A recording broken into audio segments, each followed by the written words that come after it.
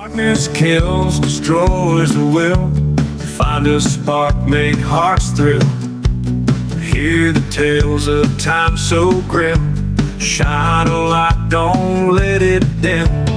Heather Brown downtown, bound. True crime story she's found. In the shadows, secret stay. Need a light that finds the way. Welcome back to a very exciting episode. I think it's going to be exciting anyway, of Defeating the Darkness, True Crime Stories with Downtown Heather Brown. That's me, your host. I'm a former homicide and sexual assault prosecutor, and now I'm hosting this podcast. And today we have literally one of the guests I've been just waiting to have on the show, and I'm super excited for all of you to be listening to this particular episode. So today with us, we have Jesse Vasquez. And so I know I start a lot of the podcast saying like, oh, you and I met in a bar, and we did not meet in a bar, but there were bars involved. Yeah. And so, wow, I just can't even wait for I've been waiting for you to come here and film this particular episode. So Jesse Vasquez and I met actually in prison. And I was not the one in prison, but Jesse was. And you and I, what year was that? Do you recall? It had to be 2017. Okay, 2017. 2017. Wow. So in 2017, I was a prosecutor in the Orange County DA's office, and one of the jobs that I had, one of the assignments that I had when I was working there it was kind of a collateral duty, was I would go to prisons all around the state of California. And basically I was sent on behalf of the people of the state of California to oppose the release of those that had been sentenced to life in prison, or 25 to life, for either murder or attempted murder, and they were coming up for parole, and it was my job to go and oppose their release. And so I went to San Quentin State Prison to oppose the release of you. No, it was actually, you went to oppose somebody else, and you took that special tour. You got added to a tour. You asked Lieutenant Robinson if you could be on a tour because the hearing got canceled. And we met on that tour when you came in on that surprise tour, and you met me in the media center at the newspaper. That's right. And a year later, you came back to oppose me. You came to oppose me in 2018, February 5th. Oh my God, I'm being corrected on my own little episode. Okay, wait. I do remember meeting you in the media center. Yeah. But for some reason, I didn't put that together. I did, obviously, then at the time, right? Yeah. This is what too much tequila does to you. Okay. So I met you in the media center. I did take a tour of the San Quentin. I would love to go. Whenever I would go to prisons, I would ask for a tour of the prison because I wanted to know. Like, seriously, I was like putting people in prison, and I wanted to know, like, show me what the conditions are like. I want to, I'm a very curious person. I want to know everything. And so I met you on the media tour. Okay, tell me what you were doing when we first met. Tell me about that. So in the media center, I was the editor-in-chief of San Quentin News. So I was, one of the primary people who spoke to the tours, just to give them the history of, the publication, what we were doing, how we were holding each other accountable, and what our goal was for the newspaper, just to report on the rehabilitation of the incarcerated, highlight opportunities and options for people. And I remember we talked afterwards, as we were walking back out to the next phase of the tour. We're going up towards like the death row cages and then the chow hall and things like that. Then that was it, parted ways, but we got to talk about just like what we were doing inside. Okay. And I was with Sergeant Robinson, right? Yeah. He's a really cool guy that works at San Quentin. Yeah. San Quentin. Were my friends Kevin and Kevin with me on that tour? No, I think it was just you. It was just me. Okay, yeah, because I brought some other friends that I had met in a bar on a tour to San Quentin, and they went to go look at the gas chamber and all that before it was dismantled.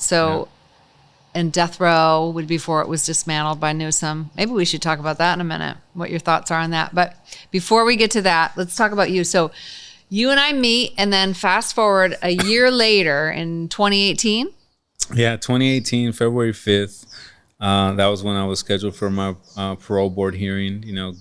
Governor Jerry Brown at the time had graciously commuted my sentence in August of the year before. And I ended up going to the parole board. No, it was actually February 5th, 2019, because I paroled 6 months later in May.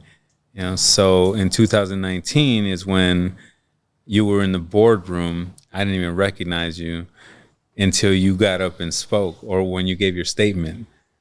So initially we were just going through the motions with the parole board. Okay, we got to break this down. We got to back up. Hold on. There's so much to unpack here just from what you just said. Okay, because our listeners, they don't have any idea what we're talking about, okay? Exactly. So whenever you're sentenced to life in prison or a life sentence of some sort, or 25 to life, you come up for parole at some point, unless you get life without parole. And then there's no parole. You're staying there forever, like Hossein Nayeri. Anyway, that was another case that I talked about. So you we got to back it up to the life crime. You're okay to talk about that? Yeah, of course. So tell everybody and our listeners, and remind me what you were in prison for. Yeah, so I went to prison as a juvenile. I was almost 17 years old when I committed an attempted homicide. So I did a drive-by shooting over some drug money that was owed to me. So I ended up, just driving up to somebody's house, called him outside, shot him about 5 times, 1 in the head, 4 in the chest, and then he survived. Did you say 1 in the head and 4 in the chest? Yeah. Wow. And he survived? Yes, he did. Okay, I have so many questions. Can I back this up and ask you some questions? You were 17 years old. Yes. Okay, you were just a baby. Like in high school, were you going to school, or had you dropped out? No, I had dropped out already. Had dropped out. And where did you grow up? I grew up in Santa Ana, right here in Orange County. Okay. And I grew up in, just a regular old neighborhood, just like anybody else. Like my family had limited income, so I went to public schools, I was not gang related. Okay, that was going to be my next question. I was not gang affiliated. No gang. No, it was just, me trying to survive, trying to make money. My father had passed away, so I was trying to make ends meet. How old were you when your dad passed away?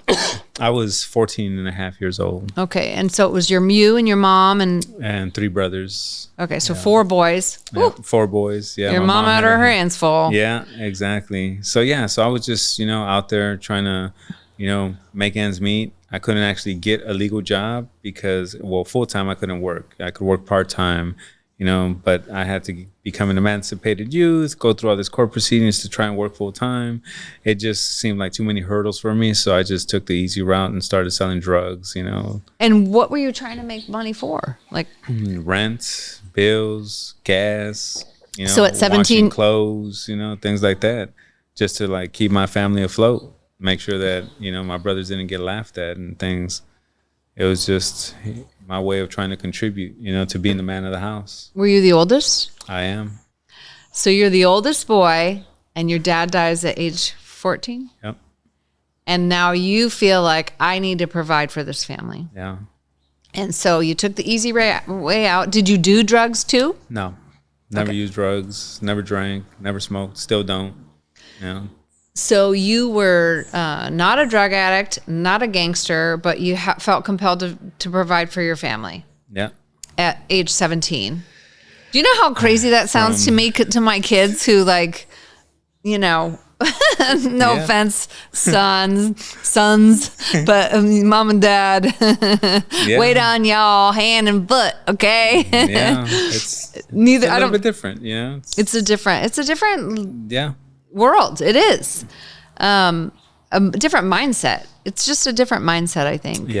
Yeah, I'm sure it is. I love that about you, that at 17 you took I don't like how you did it. That was probably not your best move, but the fact that you felt compelled and obligated, and a genuine sense of responsibility and obligation to your family, and to provide for your mom and be the man of the house. I do commend you for that.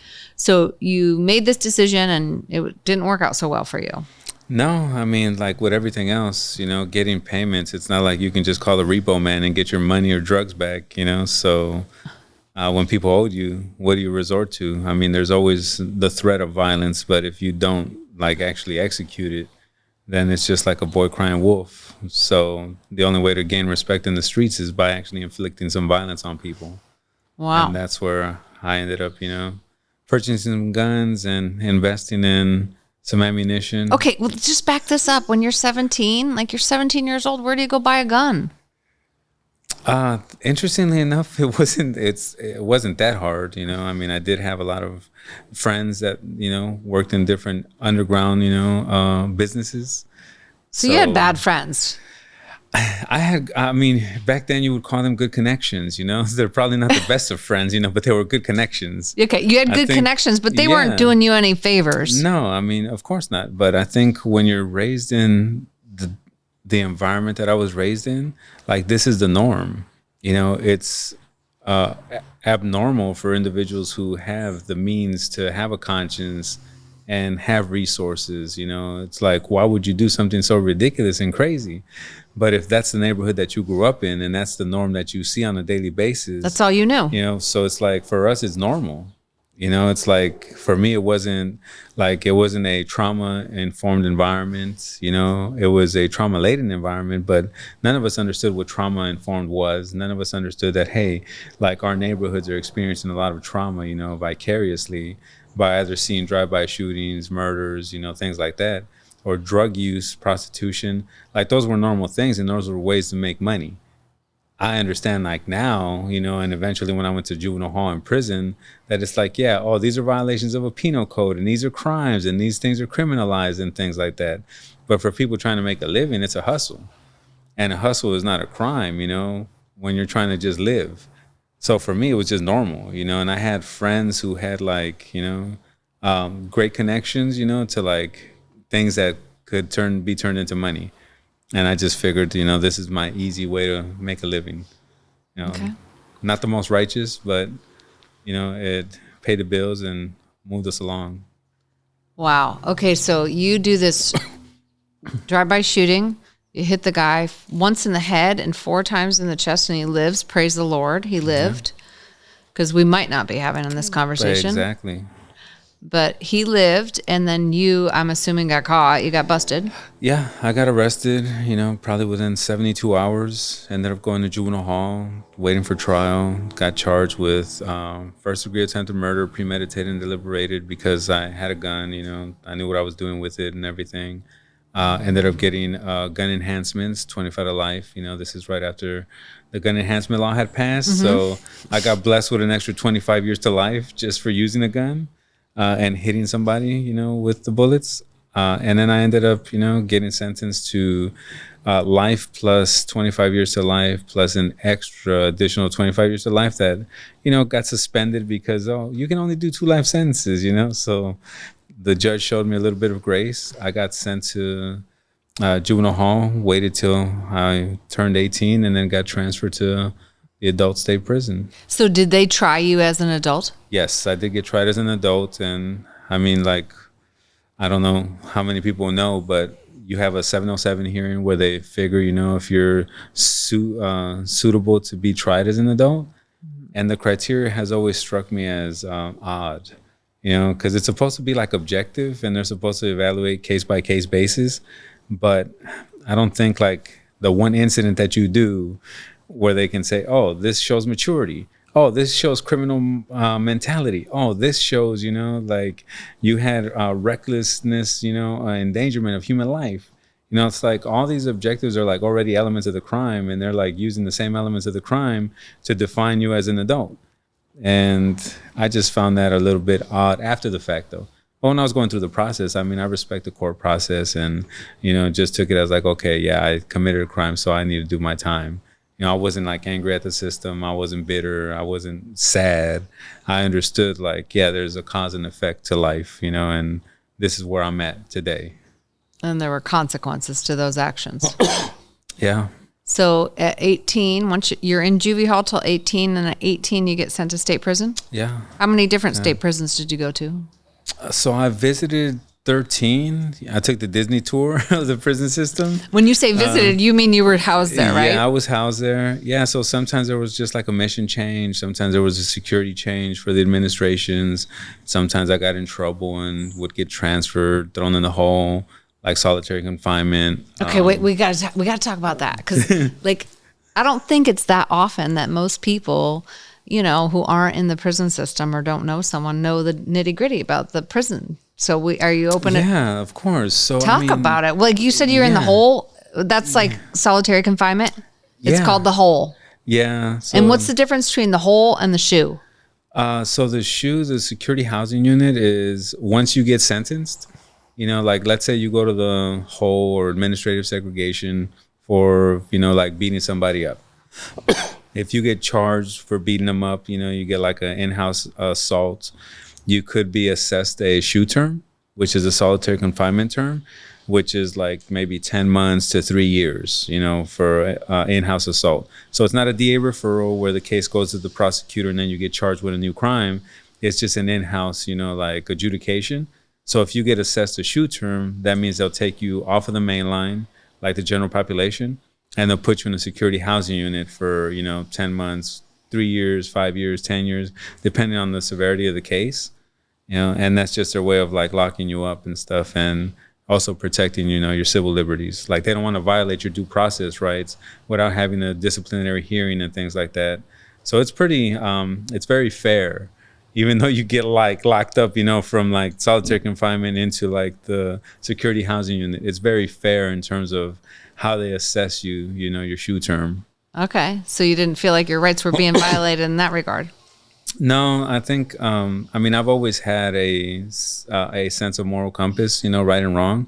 So I never took it like the system wants to get over on me. I just took it like, yeah, if you beat somebody up, there's a consequence. If you participate in a riot, there's a consequence, and it's either you get some bruises, you get beat up, you like go to the hole. It's just part of the prison life.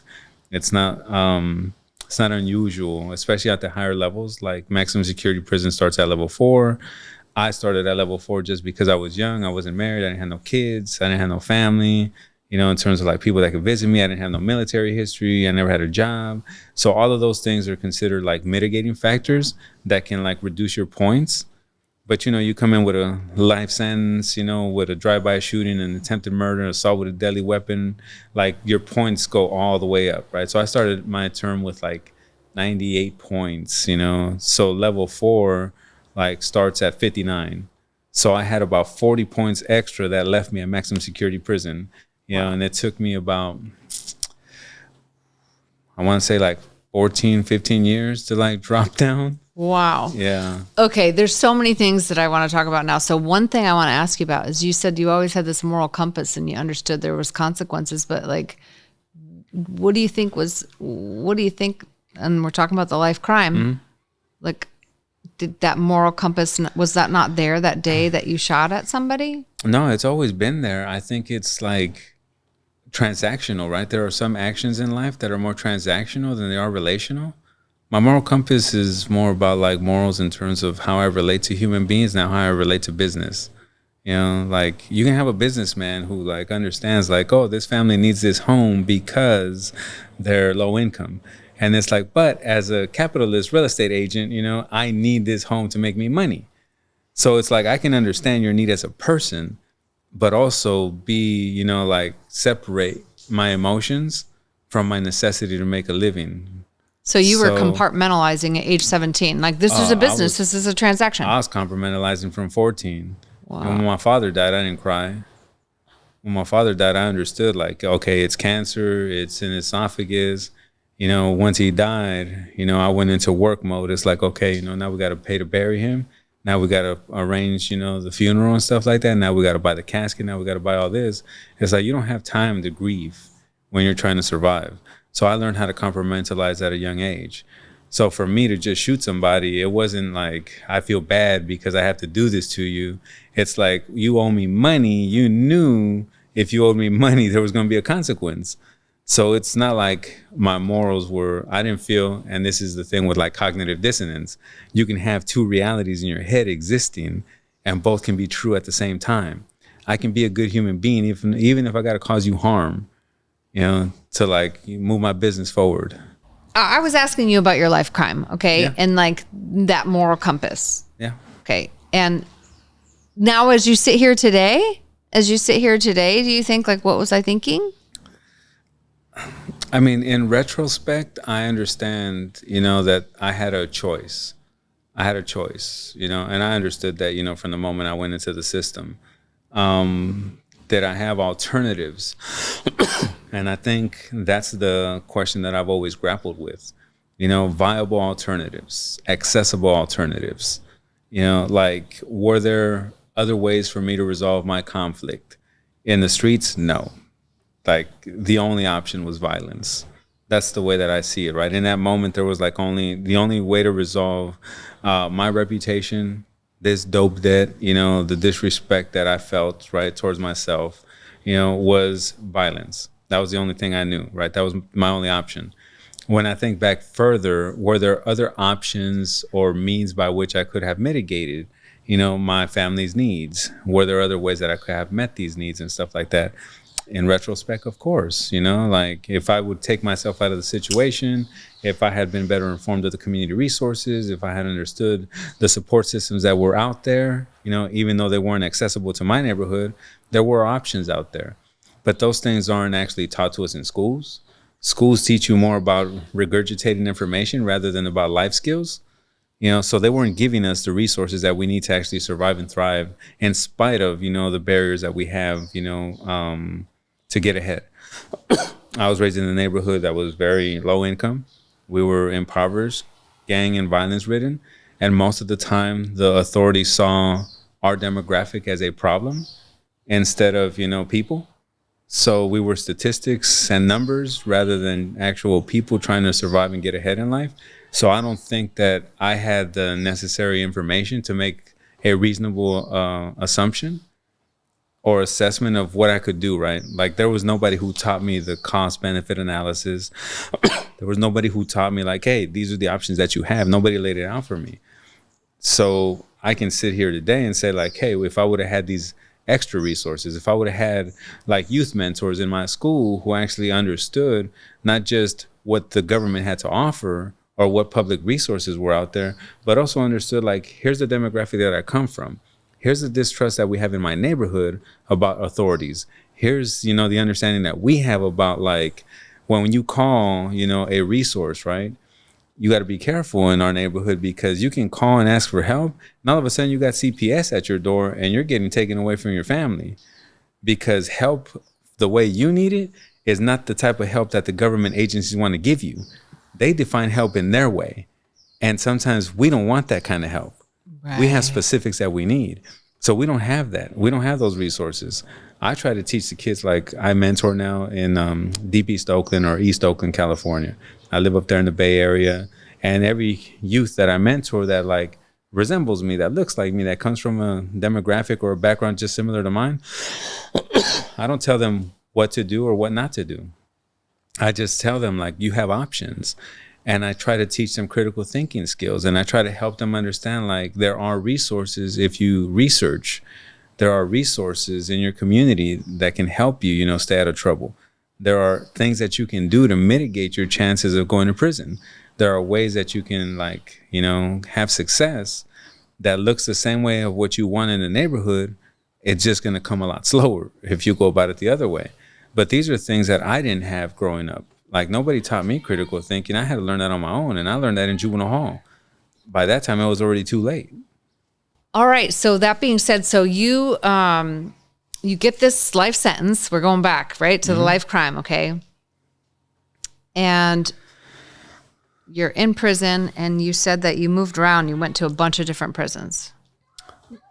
And was there one particular prison that was like the worst? I mean, all prisons, It's hard for me to say like what worse is, right? Even though I went to 12 others before I ended up at San Quentin. San Quentin is by far the best, you know, it was like Disneyland. I know people think San Quentin's the worst. Like, don't, that's like where all the bad, because Death Row's there or was there. Yeah. But it's not. It's actually got the most programs for people, right? Yeah. Well, San Quentin was notorious at one time, you know, back in the 70s, 80s, 90s, you know, but by 2000, especially by 2005, 2007, it was totally different.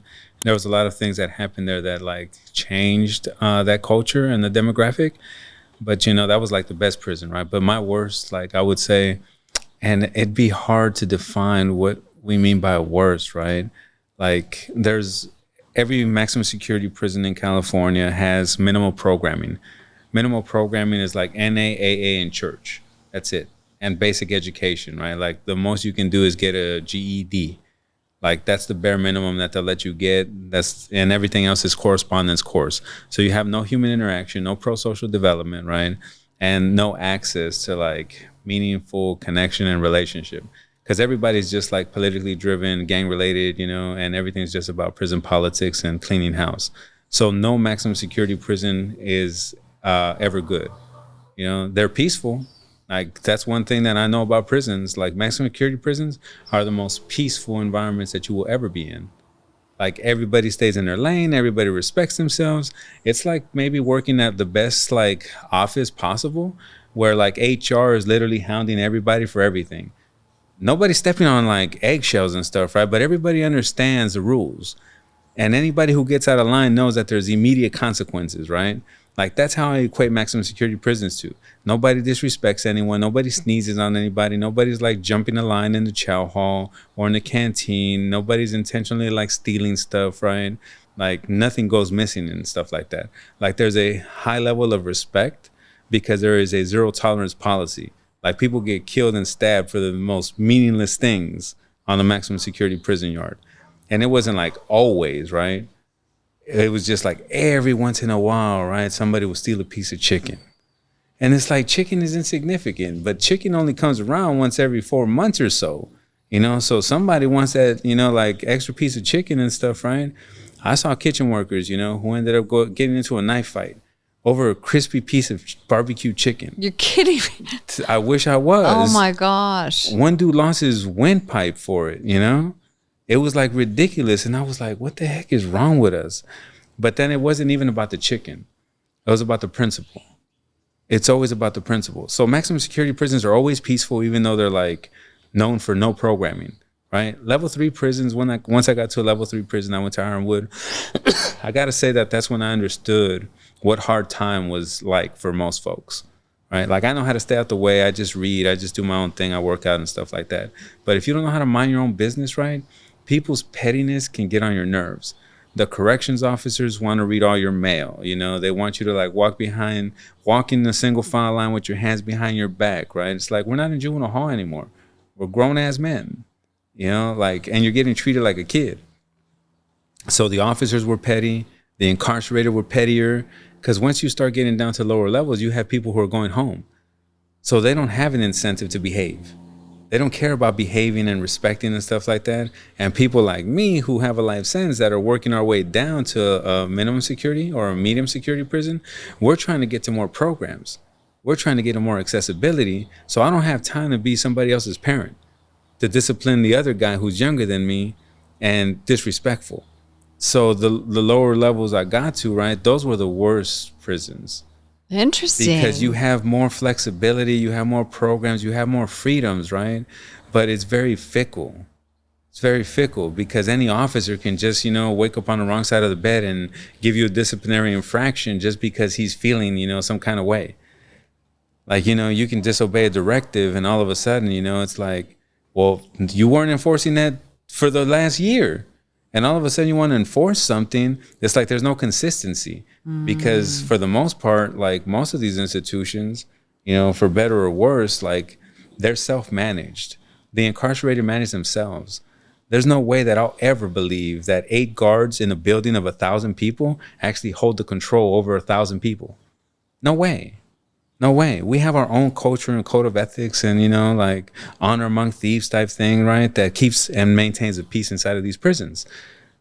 So when an officer comes by and he's like, oh, you can't have your privacy curtain up, I'm going to give you a 115 disciplinary infraction. For a guy who's going home, it doesn't matter if he gets an extra 30 days. For somebody like me who has to go through the parole board hearing and I have to like justify why they should let me out, it's a battle for me to explain how is it that I'm in a prison and I'm still getting infractions. It's like getting a speeding ticket and staying in jail for a speeding ticket. Nobody in their regular life would ever expect to be deprived of liberty for 5, 10, or 15 years based on a speeding ticket. But if you already have something over you, right, that they've already put you, in this confinement, all of a sudden they can extend your sentence based off a small infraction because they try to equate it to like, oh, well, you can't follow the rules. You can't follow the rules. I have to tell you, when I would go to those hearings, and this is not to undermine the hearings because I think they're important. I think someone does have to take a really good, meaningful look at all of the actions and activities of people who have a life sentence. Yeah.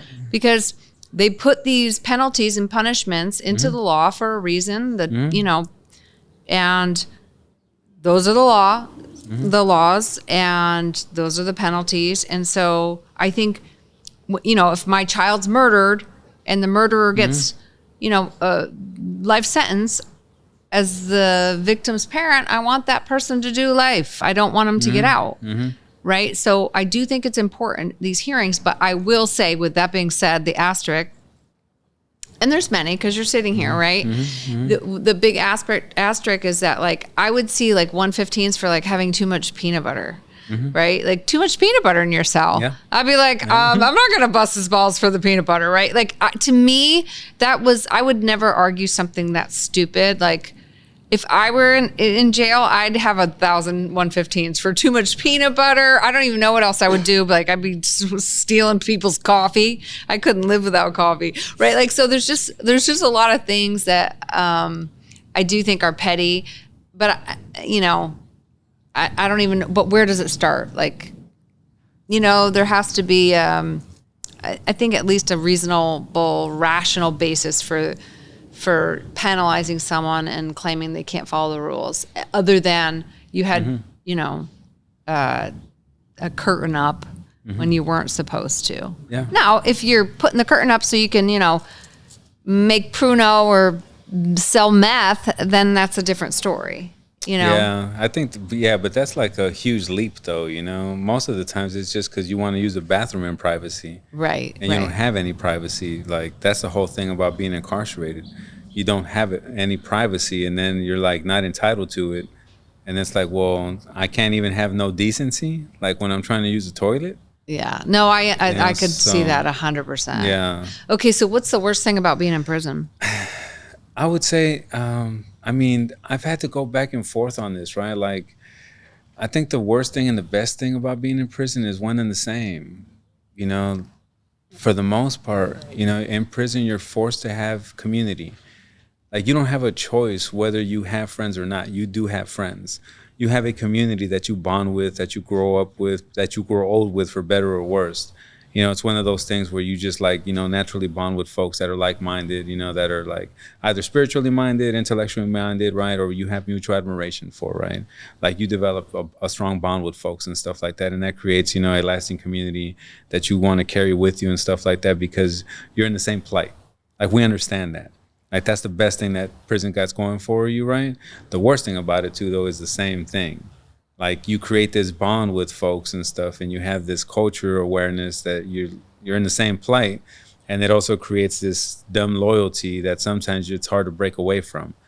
It's almost like worse than being in a gang, because you're stuck there. You don't have a choice anymore. And I say that because once I paroled, I realized that out here, a lot of relationships are very superficial. You have a choice, whether you answer your text messages, whether you answer your phone, whether you return a phone call. And that option, that autonomy that you get to exercise, right, is also why a lot of people are lonely. A lot of people are depressed. A lot of people are just like very superficial and casual in their friendships and relationships with folks, because they got a choice. And I don't think that that's necessarily the best thing for humanity. especially when you're trying to build like strong communities and promote like this concept of public safety. Unfortunately, you know, we have more laws and stuff, right, that like endorse separation and isolation for people, like casting people away into a prison or an institution or a hospital, you know, or a senior center, right, when you get to that age, versus like laws that promote virtue, right, where we're building community and trying to strengthen each other and trying to see like, where do we go wrong? How can we bring them back into the fold and things like that? So I think like that's one of the things that I like miss about prison, because it was good and bad. Wow. That's so deep. I would never have thought of anything like that. I thought you were just going to tell me like, you know, you got to watch out to get shanked or, you know, raped in the bathroom or whatever. Like, I think those are exaggerations. You know, Hollywood has influenced a lot of our views about incarceration. yeah, I'll say. But I thought it would be more lonely in prison. There are certain elements, I think, that I for sure can like, I mean, I'm probably, you know, a little bit more on the intellectual side than a lot of folks. But I've noticed that pro-social development is one of the things that we're always dinged on when you go to the parole board. We also have to go through this psych evaluation hearing, right? So they give you this, you know, psychiatric evaluation, maybe, you know, 2-3 hour long, right? And everybody, whether you did 10 years, 15 years, 20, 25, 30 years to life, first thing they put on there is like, you have antisocial tendencies. So, you know, what that actually means is like, okay, so the system messed me up so bad that I'm antisocial in some of my behaviors. And that's because usually the psychiatrist who actually interviews you before you go to the parole board happens to be, you know, female. So it's a woman psychiatrist, you know, that you're having a hard time articulating your ideas to because you keep looking away because she keeps making you nervous. And you keep shying away from the questions, not because you're nervous about answering them, right? But because you feel that it's inappropriate, you know, to like just tell the truth to this woman that you just met. Because these are like some intimate truths that you're like sharing and stuff, right? And for the most part, like, it doesn't matter. The psychiatrist is going to put that you're antisocial. But imagine developing in an institution or in an environment where there's only one gender. Only one gender, right? You interact with one gender from the time you're 16 to 36. You interact with one gender from the time you're 14 to 45, right? Yeah, you're going to have some anxieties if you start interacting with another gender. Oh, so you're saying that when you're in a men's prison, it's mostly males, right? Like the guards are males, the inmates are males. And so when you go to see the psychiatrist, it's a female. So it creates So you get dinged and they put like, yeah, you're antisocial. And it's like, wait, like I'm antisocial because I don't know how to interact with you as an individual. Like, yeah, the tendencies that I had when I went in, for instance, right? You can't take, you know, what I did when I was 16 and then interpret the 40-year-old me, you know, based on the facts of when I was 16. That's impossible. Like nobody would ever dumb down the criteria, right, to evaluate anybody when they were 15 or 16. Mm-hmm. And yet that's what the psychiatrist does. When you go to this parole board hearing, right, like that's what they do. They're looking at the 16-year-old you. They're not looking at the 40-year-old you. Mm-hmm. They're not looking at the 41-year-old you. They're looking at the 16-year-old you and asking you to explain, what were you thinking? I wasn't thinking. Yes, I was impulsive. You're like, I was 17, 16, yeah. Right? Yeah, I was impulsive. I was 16. That's kind of the nature of the word 16. You know, it's like, right. But you expect me to have like this superhuman adult maturity at 16 or 17. You don't expect that from any other 16-year-old. You don't expect that, right? So I'm saying like when you think about like what prison does to individuals, right? This concept of arrested development is not only, you know, for youth who don't mature adequately or abnormally or not in the best circumstances. That applies 100-fold to the incarcerated. When they separate you from your family, when they separate you from your community, when they separate you from society, and primarily when they separate you from like interacting with anybody who's different than you. Like from not just female, male, but races, right? Yeah, everything. You're very segregated. We're race and gang segregated in prisons, right? So you can't actually expect somebody to come out normal from an abnormal situation. We were never meant to be in cages.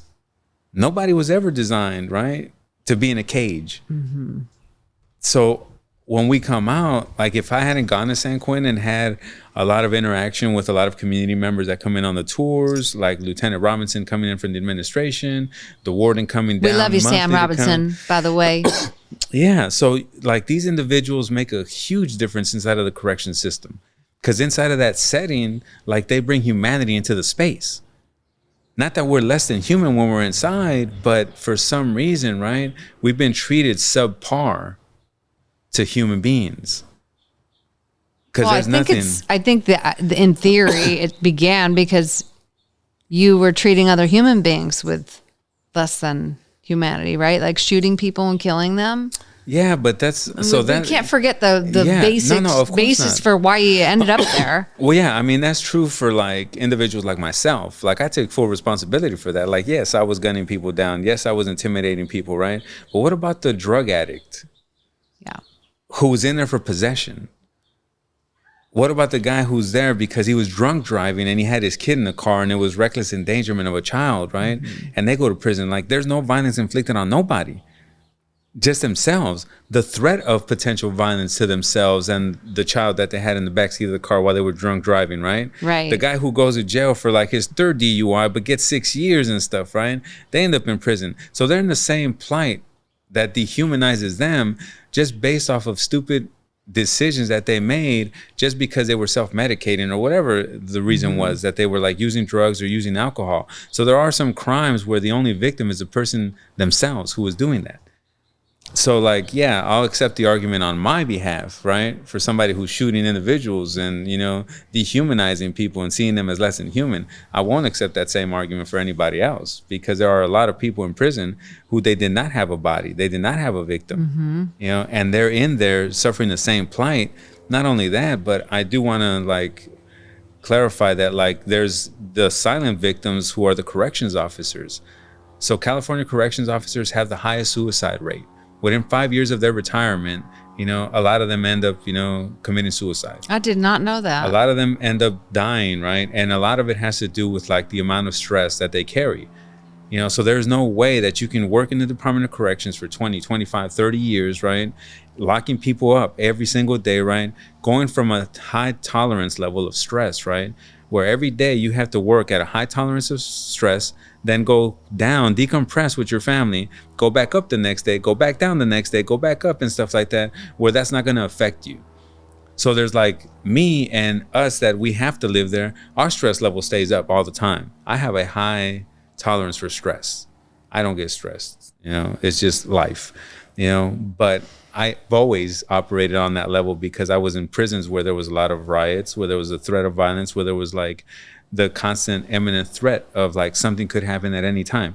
Not that it always did, but I always operated in that sense, and everybody else does too. But corrections officers, they have to go home. They have to drop their guard. They have to interact with their wives, their kids, their husbands, you know, they have to interact with everybody and try and seem normal. And there's nothing normal about caging human beings, watching them beat each other up, picking up the blood-stained bodies, right? There's nothing normal about that at all. It's the same thing for law enforcement, you know, regardless of what branch they're in. They constantly see these things and that trauma stays with them. But of all law enforcement, corrections officers in California have the highest suicide rate. Wow. That just hit home to me because what you were saying, because, you know, I didn't know that about that, but I do know even for myself, when I was in the sex unit, you know, and law enforcement, like, I don't think anybody who's not in it understands it, but obviously, you know, you understand it. But, you know, to see like kids and talk about and think about and read about kids and, you know, with horrible things happening to them all day, every day, and then come home and have to act like everything's normal and fun and la, la, la, la, la, when it's anything but. And I never thought about just the different levels in your body of stress to now I have to pretend there's no stress to no stress. And it does a number, not just on your brain and your body, but your chemistry. Yeah. And I don't think people realize that. And it's wow, that's fascinating. We could talk for an hour on that. Wow. Okay, so we're talking about the correction officers and all these people in prison. So, not to, I think it's a spoiler alert that you're obviously been paroled, but how long were you actually in prison?